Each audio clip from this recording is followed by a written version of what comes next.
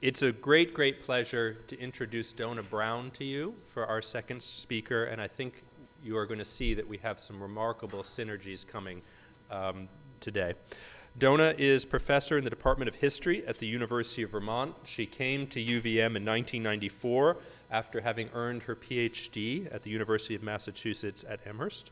She has recently completed a book about American back-to-the-land movements in the 20th century, Back to the Land, the Enduring Dream of Self-Sufficiency in Modern America, and that is published by the University of Wisconsin Press. She remains highly interested in local and regional history, however, and her recent research, The Landscape of Self-Sufficiency, New England Farms and the Back-to-the-Land Movement, appears in A Landscape History of New England, which was published by MIT Press in 2011. And I should also say that I count myself as an acolyte of Dona Brown. She was just a little ahead of me in graduate school, and when I was working on my PhD, I think I shamelessly cribbed everything I know from Dona and her colleagues. And so it's a deep honor to consider her a friend and a great pleasure to welcome her today to Shelburne Museum. Please join me in welcoming Dona Brown.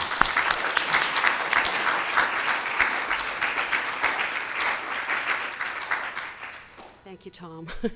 It's true, Tom and I go a long way back. I actually sat on his dissertation committee, and believe me, he didn't get that stuff from me.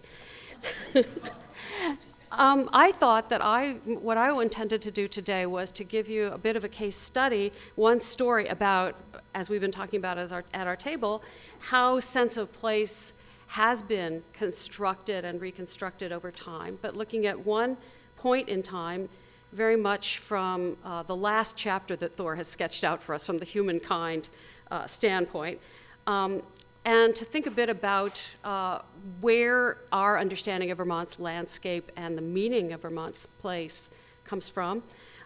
So to put ourselves back in time a little bit for this, these days I think that the residents of Vermont tend to think of our state as a place where everybody would live if they could. And I kind of think of that as being a hangover from the 60s and the 70s when there was a massive influx of people who were dying to get here. And in spite of talking about young people leaving and that kind of thing, I think we still have that kind of sense of place here. But the truth is that over the long haul, Vermont has really more often been imagined as a place to escape from than a place to escape to. And so I've started my talk here with this beautiful but nevertheless socially significant image of an abandoned farm, right? As far back as the Civil War, the agricultural press had been warning about the crisis of young people fleeing the farm in their generations. And although there was a thriving tourist industry in the region, and although there were these nostalgic Currier and Ives images and so forth, by the late 19th century, most of northern New England was really imagined in the popular press, mainly as a landscape of decline. And so you'll see this is from the Harvard diorama, the drawing of the abandonment of the farms, the abandoned house, the trees creeping in, and so forth. Okay? And if you looked in the early 20th century at modern literature, you would see a scenario that was really just as negative. Think Ethan Frome, Edith Wharton's Ethan Frome. This is a contemporary image, but I think it captures the kind of bleak, horrible landscape of old-fashioned white New England farmhouses, or Desire Under the Elms, Eugene O'Neill's play set in this white New England farmhouse, which is harboring incest and infanticide.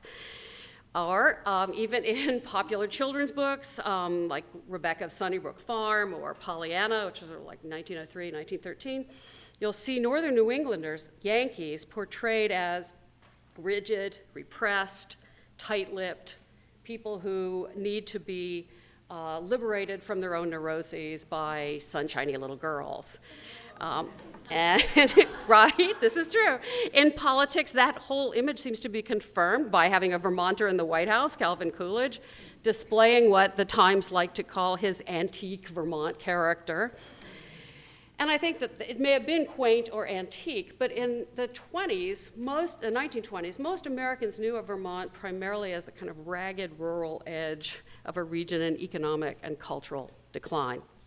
politically conservative, socially backward, economically stagnant.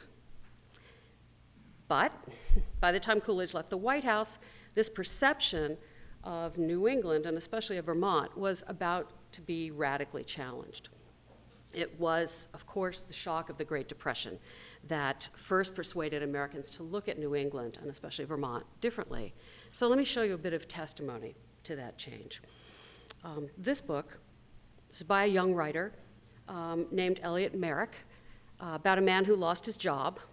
The character searches for work desperately for many weeks and finally comes to the end of his rope. The way the story goes, one day, while interviewing a fur merchant who wanted an elevator boy who would also run errands and do janitor work for $8 a week, John, the character, inadvertently said, "Sir." Then something scary happens to this character. Something ageless and primitive in his brain was saying, "You must kill this man now." Frightened by the intensity of his own rage, he runs from the shop, he goes home, he kisses his wife goodbye, he jumps in his truck, and he drives north to Vermont. Already, by that time that book came out, which was 1934, some commentators had begun to argue that New England, and especially northern New England, knew something, that those people up there knew something that the rest of the United States has forgotten. And I think that Elliot Merrick understood very well when he was writing this book that he didn't even need to say why his character chose north or why he chose Vermont. And the argument that was being made in the early 30s by a new set of commentators was that the region's familiarity with hard times, its poverty, in other words, was helping its people weather the storms of the Great Depression more gracefully than other places were.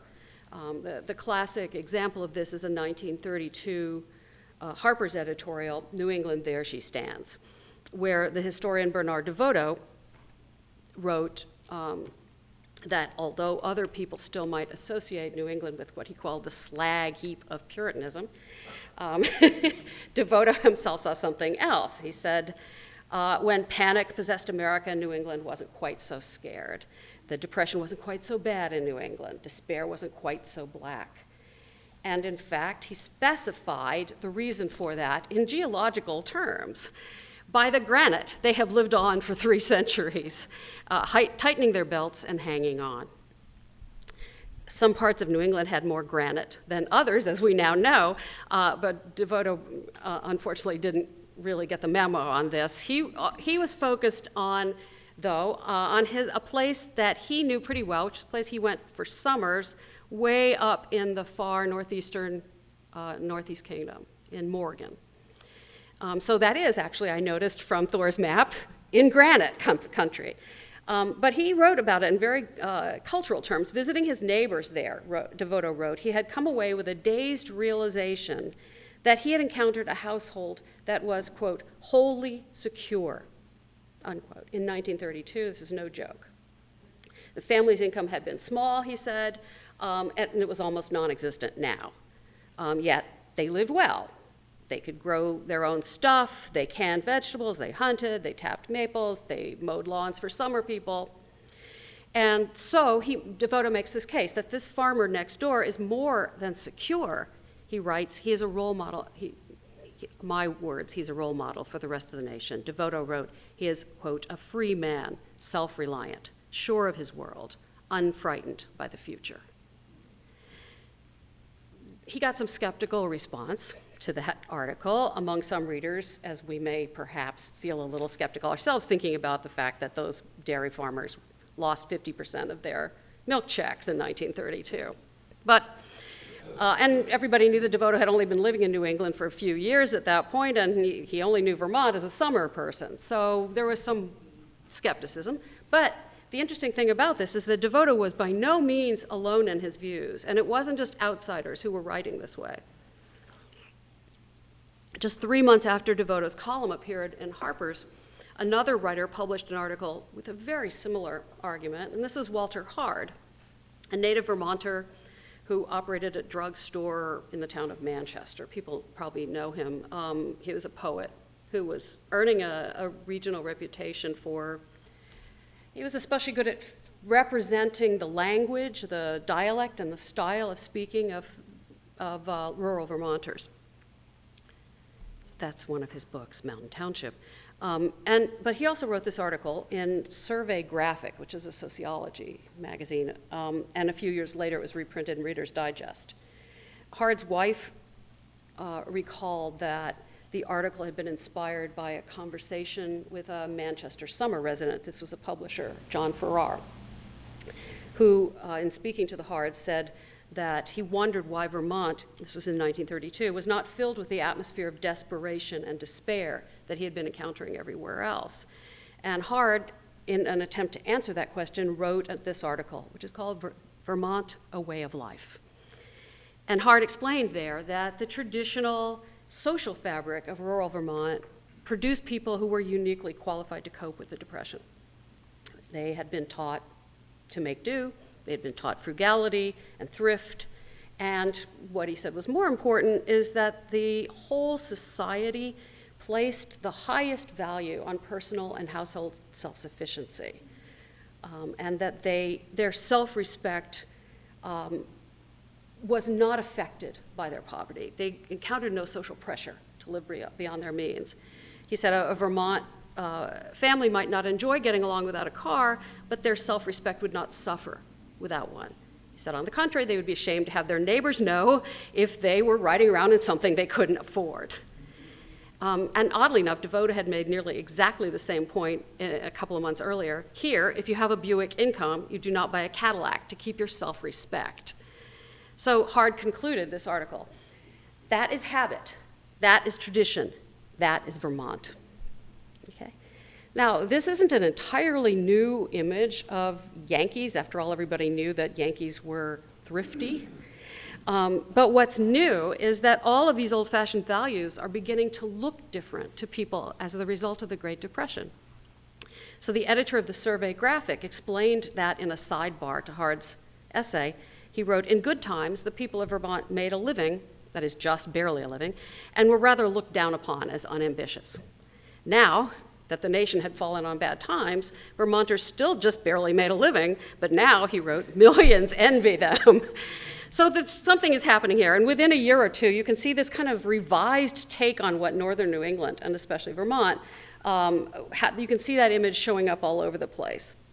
In a 1937 essay, this is the essay she wrote for the WPA Guide to Vermont, the author Dorothy Canfield Fisher commented on how much things had changed and how quickly they had changed, reflecting that when her husband and she had moved to Vermont some time back, the state had played so small a part in the national consciousness that sales clerks in New York City, when she would order something sent to her house, she would go down and shop and she would have it sent to her house, they would not even recognize Vermont as the name of a state. She's, quote, thinking Vermont, we used wrathfully to imagine, was some fancy name for a new development in the suburbs. Now, she says, everything has changed. When you tell New York saleswomen that you live in Vermont, they say, oh, how nice, I envy you. And she said, well, this is partly because of skiing. Because the saleswomen were thinking that Vermont was a place you could wear ski pants. But she mainly argued, and she mainly believed that the real difference was the Depression, turning, as she wrote, a good many Americans disillusioned away from the future. And the connection here is one that a lot of commentators were making, that the impact of the Great Depression was so huge on personal consciousness and on the national consciousness that a lot of people were forced to think about the possibility that maybe the entire country had been going down the wrong track, that all of industrialism and all of modernism and the radio and the factory and jazz and consumer culture and all of that had been a mistake. And maybe the people who had resisted it all along had been right. And of course, high up there on the list of people who had resisted it all along were Vermonters. So Fisher was not just observing this change. Of course, she was one of a growing circle of writers who were engaged in promoting this change. And it's not a formally organized circle, of course, but it's a close-knit network of professional and social connections, including both in-state and out-of-state, and recently arrived and people who've been there a long time. For example, the first poem in this 1933 collection is titled From This Hill Look Down. And Elliot Merrick's book, published the next year, took that title. And you'll notice at the bottom of Elliot Merrick's book, with an introduction by Walter Hard. Okay, so they knew each other, they corresponded with each other. They had the same vision of Vermont. Across the board, they agreed that because Vermonters had been slow to change with the times, their farms remained diversified, their cities and towns were still small, and so they were less vulnerable to breakdown in the system, to mass unemployment, to hunger. So now they're arguing Vermont has what America needs, and sometimes they're arguing that what a lot of Americans need now is to move to Vermont. The people who I'm talking about, these writers, don't typically sugarcoat the difficulties of living in Vermont. In fact, they write a lot about the fact that it's rugged and it's tough and you're going to have to get used to things that you probably aren't used to now. Elliot Merrick, for example, urged his readers that they should just forget about central heat and electricity and plumbing and live in tents if they had to. They should make sure that their self-respect was more important to them than their consumer goods, right? Samuel Ogden, another one of these writers, stated flatly in his book, This Country Life, that immigrants to rural Vermont must be willing to accept a lower standard of living, and specifically willing to take on more and harder physical work. Even Dorothy Cantwell Fisher, who never said anything negative about Vermont, said that Vermont's way of life, quote, bears hardly on the sick, the old, and orphans and widows. But nevertheless, in the Vermont that these writers are spinning, the one that they believe in, a person could be very poor and yet live very well. And that's part of the central message that they're putting out. A neighbor inviting Elliot Merrick, for example, to share Christmas dinner, he records, apologized for her family's poverty. She said, "We ain't got much, but you're welcome to what we have." Typical modesty. And it was true. He said her family was hard-pressed. They were working a farm on shares. They made very, very little cash. But Merritt calculated that their Christmas, well, he calculated they made less than $325 a year. But he said, their Christmas table was lavishly provisioned, and this is the quotation, "with roast turkey and roast pork done to a turn, all you could hold. Also 5 kinds of vegetables from their own supplies, 3 kinds of pie, 2 kinds of cake, butternuts, maple sugar, hickory nuts, butter and cream in profuse quantities, and coffee." Okay? As Merritt concluded, they were the richest poor folks we've ever seen. But of course, this is a specific set of things to list, right? This is a list that would make sense at the time. He knew what made this family's Christmas feast possible. Why are they able to eat so well, at least on Christmas? Obviously, they're not eating like this every day. Because even as sharecroppers, these are people who are clearly able to supply their own food, their own table, from the land that they're living on without entering the cash economy, right? They had butter and cream. Well, they milked cows. They had a pig or 2, clearly, the roast pork. They had some poultry. They cultivated a garden. They canned or cellared the produce, right? This is an image I'll talk about in a minute. Maybe they tended a few fruit and nut trees, or maybe they gleaned apples and butternuts and hazelnuts from the roadside. Pretty easy to do. Probably they made the maple sugar or they traded for it. The only thing they would have had to pay for in that list was the flour and the coffee. Right? So, and a lot of readers in 1934 would have understood that list very well, and they would have understood the promise that was in that. All these things can be yours. You don't have to have the money. All that you need is the place and the work to bring them to the table. Right? This is actually an FSA photograph, a Farm Security Administration photograph of a Brookfield family. And although, if you look closely, you'll see that this dairy farmer's kids have water on their table and not milk. Other than that, it looks like a very healthy, prosperous kind of a meal. The mother is smiling, the children look happy. So the image is intended to promote, I think, a similar kind of sense that people who live on the land have enough. Even when a writer has no intention of producing all those goods personally, The idea still reverberates with a lot of symbolic power in this literature. Walter Hard later admitted in the first issue of Vermont Life in 1946, "I'll have to confess that I've never had a successful garden. I never kept a cow, and I couldn't milk one if I did. I've raised chickens, but there the use of the word successful is a matter of opinion." But still, he wrote that he had a feeling that, quote, "given some land, some chickens, a pig, and a cow, I could feed my family." And the feeling, he explained, was based on seeing it done by other people who were really dependent on the soil and find it does not fail them. To them, and vicariously to me, it means capital S security.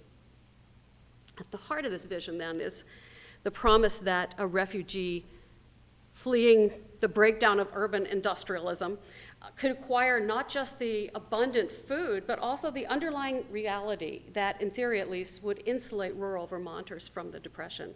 So not just the roast pork and the pie, but the self-sufficiency and the diversified farming practices that would guarantee capital S security.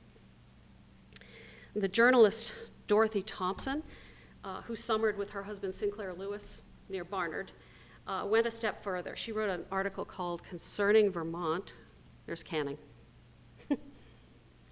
She wrote an article called "Concerning Vermont," in which she argued that the values of Vermont were written into the landscape, and that the state's beauty, its sightliness, as she called it, was really nothing more than a reflection of its frugality and its self-reliance. She said, for example, "There is almost no such thing as single crop agriculture in the state. Every farm is self-sufficient with its own woodlot, sugar bush, apple orchard, vegetable garden, barnyard fowl, cows, and consequently," she wrote, even in remote places where she had expected to encounter the rural poverty, she wrote, "hillbillies inhabiting unsightly shacks." She didn't find that there. She encountered instead the neat, well-painted farmhouse, the adequate barn, the well-kept pasture, and even the small lawn and flower garden. In other words, the landscape of self-sufficiency. And this is a Bethel Farm, another FSA, Farm Security Administration photograph. There's a side note, the farm security photographs of Vermont are not uniformly bucolic and positive, but in large part they are. They're almost intended as a counterweight to the grim images coming out of the West and the South. More often photograph Vermont's rural landscape as being a place of not wealth, but self-sufficiency, adequate self-sufficiency, and this is a good example of that. And there's more. She wrote that, this is Dorothy Thompson still, "These carefully maintained farms embody the values of the families that work them." So the landscape embodies the self-sufficiency that is embraced by the families, by the people. Even the character traits associated with Vermont as a way of life can be, are portable, are transferable. So that if you move to Vermont, and if you take up this land, this way of life, you can acquire the virtues of Vermonters, right? Even the character traits can be transferred to you. Thompson described how her neighbor up the road acquired those traits. When the Depression came and he lost his job, he came back to the land with his wife. And she wrote that in the beginning they had what looked like less than nothing. But within a few years they had attained both self-sufficiency and security. And Thompson also made a list to cover that transformation. They had, quote, "a team of good horses, a herd of 8 or 10 cows, 5 stands of corn, an orchard of young apple trees, enough chickens to supply eggs and poultry for his table and sometimes for mine, and a cellar stocked with food." So again, that kind of specificity that says to people, if you want this kind of food security, this kind of stability in your life, it is here for you, okay? And more important than all that, in Thompson's view, is that the neighbor, in acquiring this self-sufficiency and acquiring the ability to feed himself and his family, had also acquired a different kind of self-respect. She wrote, "In terms of cash income, he certainly belongs to the underprivileged, but I would advise you not to suggest that idea to him. He would not like it." So, okay, you might be tempted to be thinking right around now that this way of looking at our landscape is pretty much the product of outsiders' nostalgic fantasies. Right? because of course we know that there was real poverty and real suffering and no doubt hunger in many places in Vermont in the 1930s. But if you're thinking that, I invite you to look again at the writing of Walter Hard, and also to look at this frontispiece image from Muriel Follett's New England Year. Muriel Follett was the wife of a farmer in, I think, Dummerston, it might be Newfane, who wrote this book in 1937, but look at the image. It's not that different. It's the same kind of landscape, the same kind of idea about the home as being sheltered by the hills. The home is presented as being a kind of welcoming environment where everything is all right.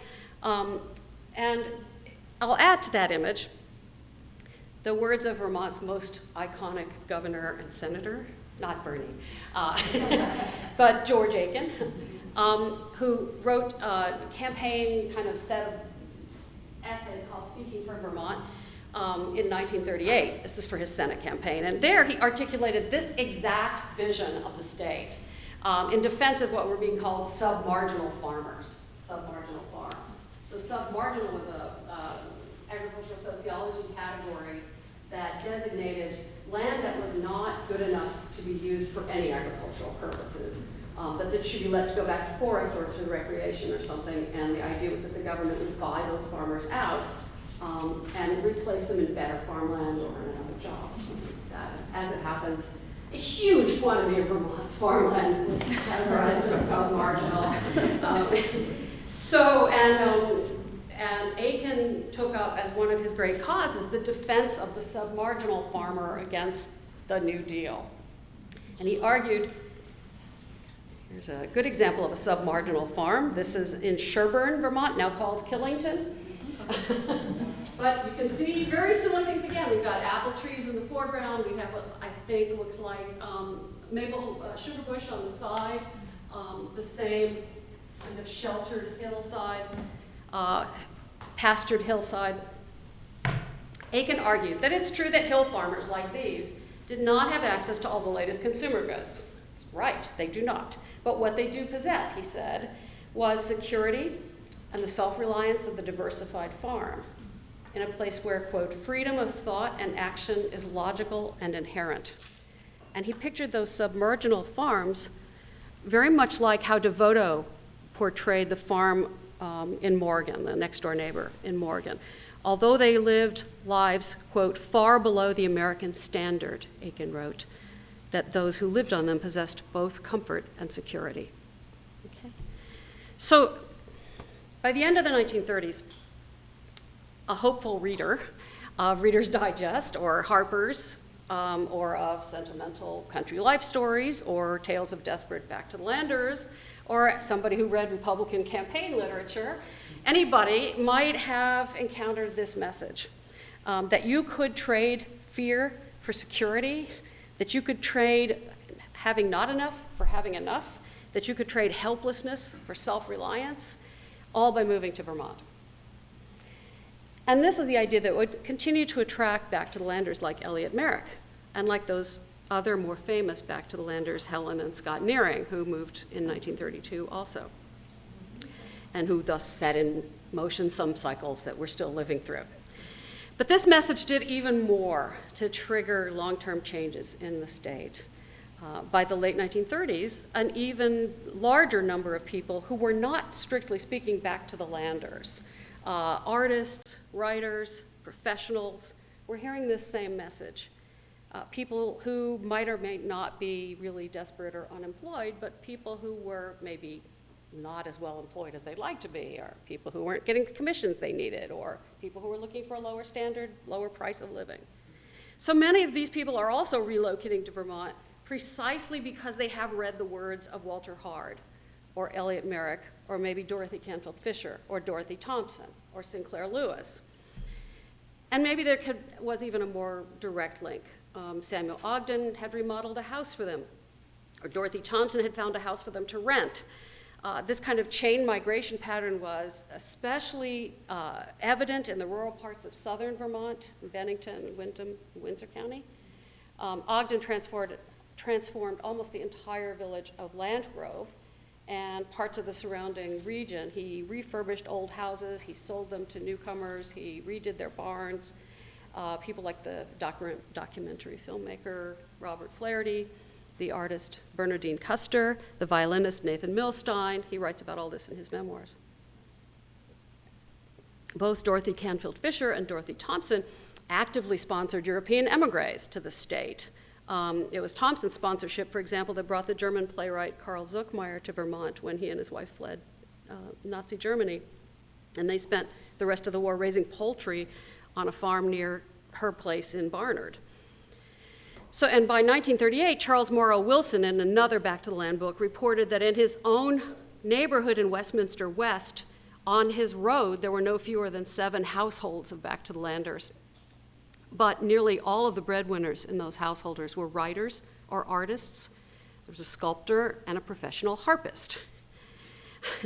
So if Dorothy Thompson had been driving through Wilson's neighborhood looking at the handsomely built farmhouses and the aura of self-sufficiency, that would be very comparable to what she had been looking at. She knocked on the door, she might find a harpist rather than an old Yankee farmer. So I think, first I was going to say she would have been surprised, but I'm not sure she would have been surprised.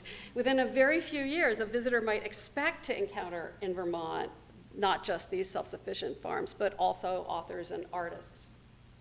And those newcomers are already having an impact on the state. They're not just escapees, these people, they're joiners. And in a few years, Ogden reports in 1946 that 10% of the elected representatives in the Vermont State House had been born somewhere else. So this is already the beginning of a long trend. And they're institution builders, right? At the time when private schools are closing all over the country, Bennington College opens in 1932, the Putney School in 1935, Goddard in 1938. And this is all in spite of Vermont's reputation as the home of antediluvian conservatism. All these founders are now convinced that Vermont offers a uniquely welcoming environment for progressive educational experiments. This is Martha Graham, of course, at Bennington.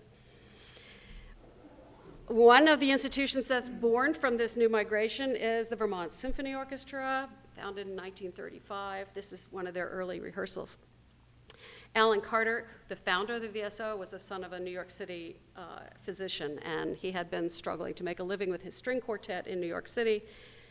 He was introduced to Vermont by way of marrying Barbara Kent, who was a daughter of Rockwell Kent, the artist, who had moved to Arlington with the assistance of Dorothy Canfield Fisher, although now he was over in the Adirondacks. Barbara Kent's mother owned a summer house in Barnard, not too far from Dorothy Thompson, and in 1935, Carter refurbished one of the barns there and began to use it for summer concerts. He said it was because it was near Woodstock, where there were lots of wealthy people who liked to drive up into the country and maybe hear some music.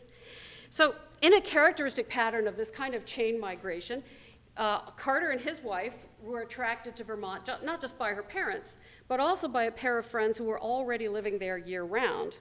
And it was these two friends who assured the Carters that Vermont winters were not as bad as they had been told, and that you could get along without freezing, and that it would work for them. And as Carter recalled, that couple had come to Vermont from Yale in search of the real country life, and a place where they could, quote, write and farm, unquote, which is a phrase that has rebounded over the ages in our state. So in the same years, you'll see a group of painters, originally organized in the Dorset area in the 1920s. It's becoming increasingly well-regarded Southern Vermont Arts Center. And there's a new influx there, both of painters and of visitors to its summer exhibitions. They gained their first official notice from the New York Times in 1931, when a reviewer called the show the most vital exhibition of the summer. But he also described it as a showcase for authentic Vermont folk art, which I'm sure was not what the founders of this institution had in mind. But by 1935, the same Times reviewer had had a complete conversion experience. He had discovered that the Southern Vermont artists had become dramatically more accomplished than the last time he had been there, and they now included a much wider and more diverse circle of painters.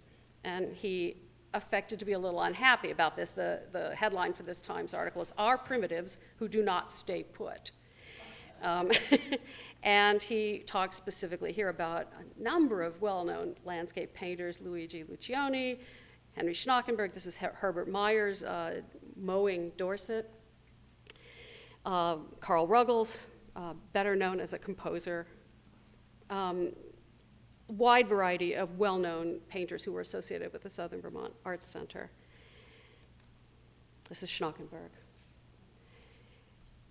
So to sum up, a decade or two earlier, most Americans had known quite little about Vermont, and what they had known was not especially likely to make them want to move there.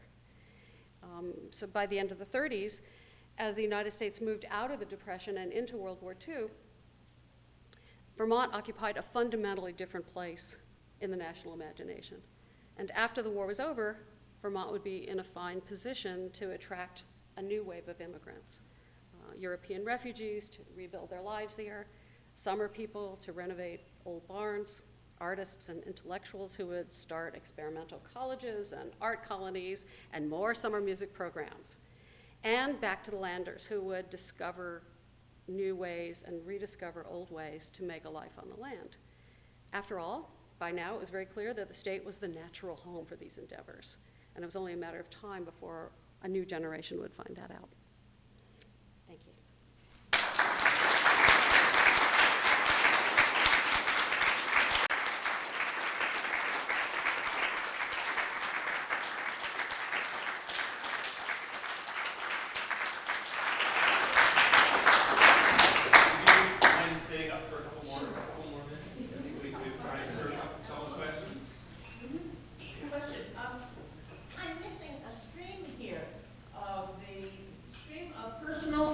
Self-Sufficiency I get, and beautifully addressed, thank you very much.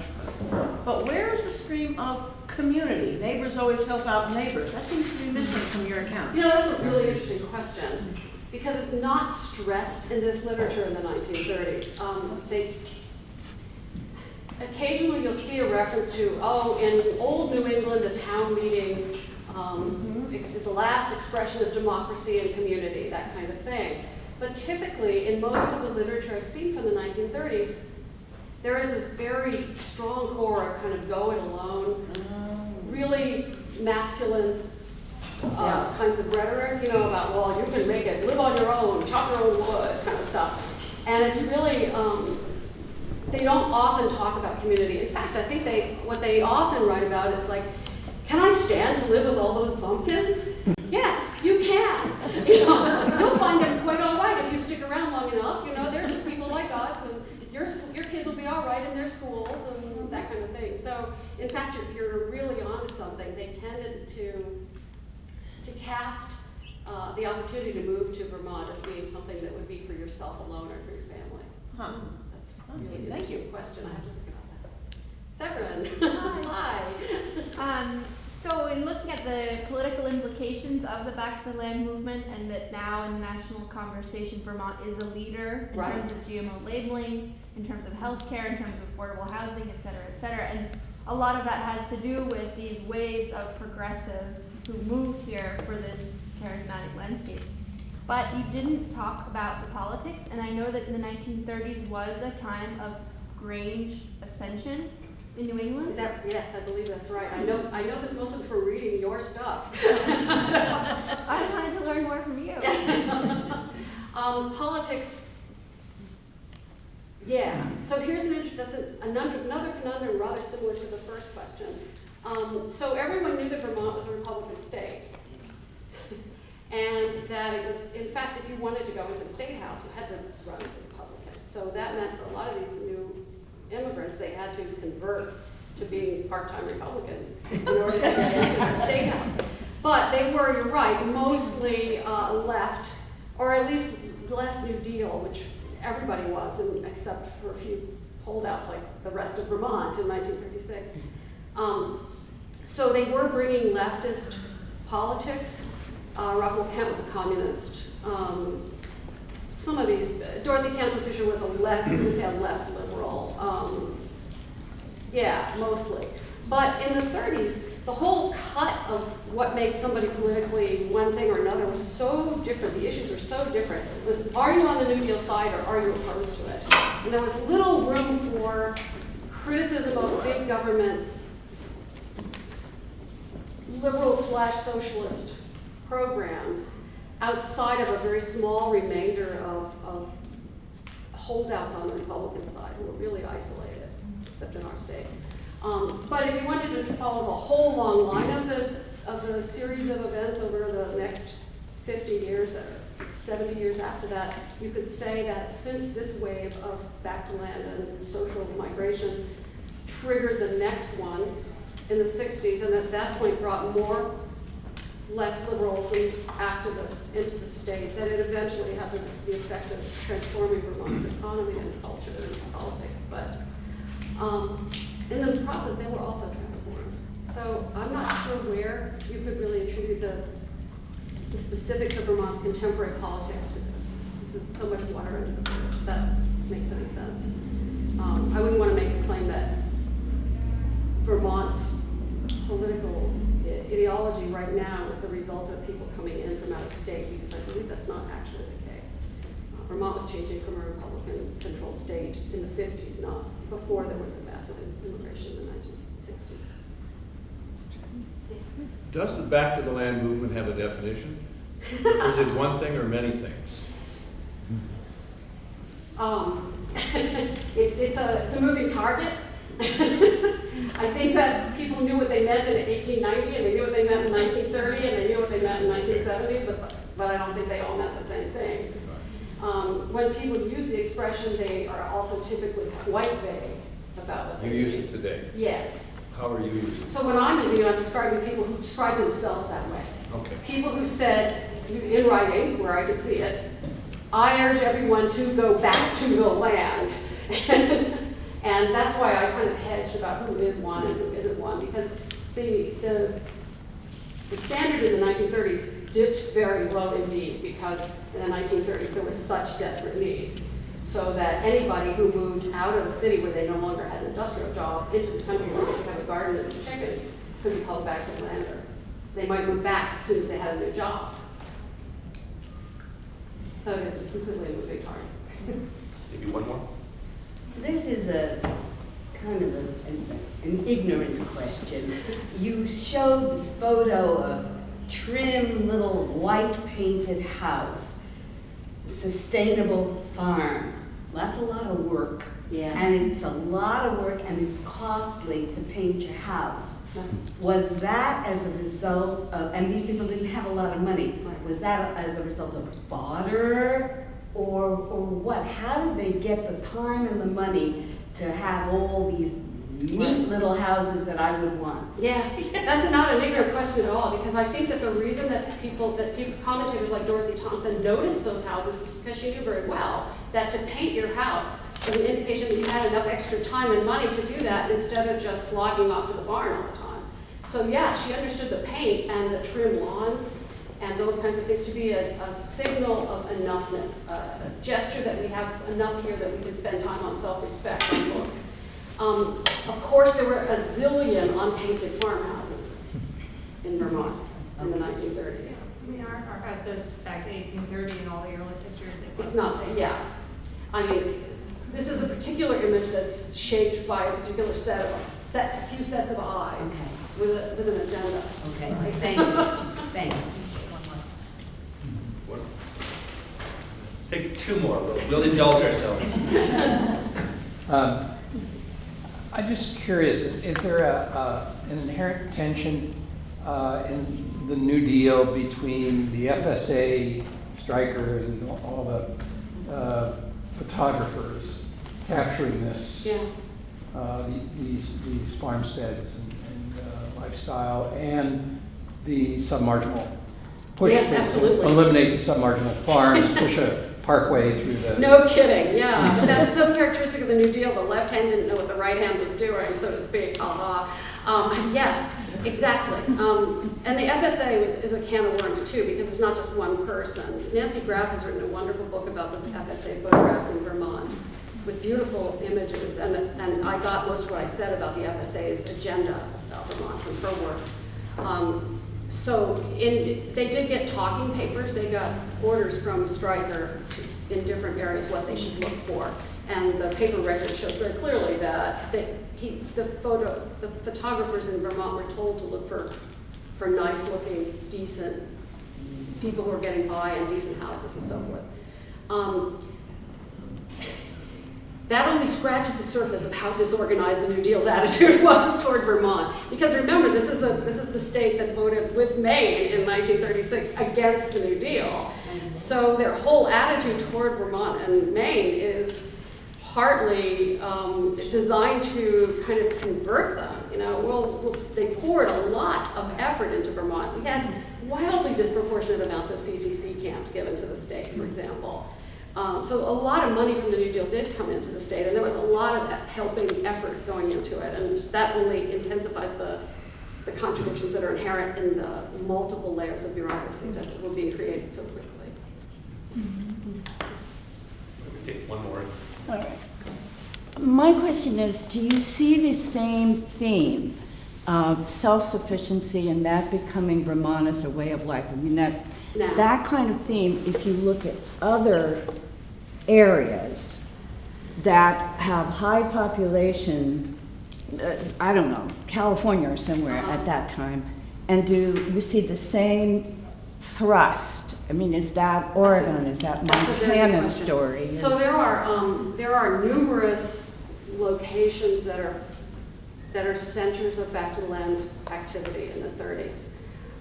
The thing that makes this story that I'm telling today a little bit different is that this is one that used a lot of regional rhetoric and regional imagery, whereas in California or in New Jersey, where there are a number of back to land experiments and projects going on, they didn't typically use regional identity as part of the appeal. So it would be get out of the city, get yourself some chickens. But it wouldn't be, because here, the landscape says, and the people are like, you know, that kind of thing. So that's why this is a little bit unusual in the context of the 1930s. New England in general was. As Dona knows very well, if you aggregate the words and images from the turn of the century to about the 1940s, New England has great currency as a region in a way that the Midwest and West doesn't yet. After the war, we start speaking of Middle America, and we sort of idealize. Right. And there's this kind of a rising tide of fascination. There's a gentleman in the room who wrote a very good line about the move from our town, you know, from Grover's Corners to Lake Wobegon. I was thinking about that. On Lake Wobegon. So that the sort of currency of New England and how the real New England moves north during the Depression is key. And which I didn't want to speak about because it involves Robert Frost, and there's someone in the room in front of whom I would not like to speak about Robert Frost. But thank you, Dona. We can continue the conversation over lunch.